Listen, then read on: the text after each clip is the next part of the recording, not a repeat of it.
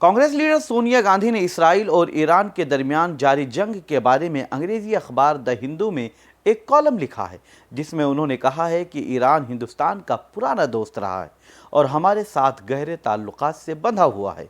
Iran ने जम्मू कश्मीर समेत अहम मौक़े पर भारत का साथ देने की तारीख रकम की है।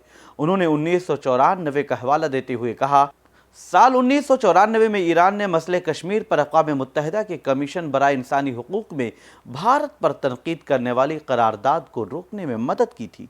सोनिया गांधी ने लिखा, हिंदुस्तान और इसराइल ने हालिया दहाइयों में स्ट्रेटजिक ताल्लुकात भी इस्तवार किए हैं। ये सूरत हाल हमारे मुल्क को एक अखलाकी जिम्मेदारी और सिफारती फ़ायदा देती है, ताकि कशीदगी को कम किया जा सके और अमन के लिए पुल का काम किया जा सके।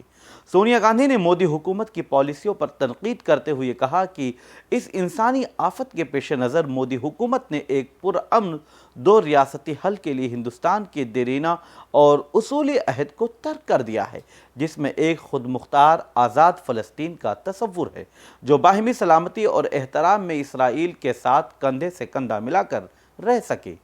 सोनिया गांधी ने कहा कि गज़ा में होने वाली तबाही पर हिंदुस्तान की खामोशी और अब ईरान के खिलाफ कशीदगी में बिला इश्तियाल इजाफा हमारी अखलाकी और सिफारती रवायात से इनहराफ है। अभी भी ज़्यादा देर नहीं हुई है। भारत को वाज़ेह तौर पर बात करनी चाहिए, जिम्मेदारी से काम करना चाहिए और कशीदगी को कम करने और मगरबी एशिया में मुज़ाकरात की वापसी को फ़रोग़ देने के लिए दस्तयाब हर सिफारती चैनल का इस्तेमाल करना चाहिए।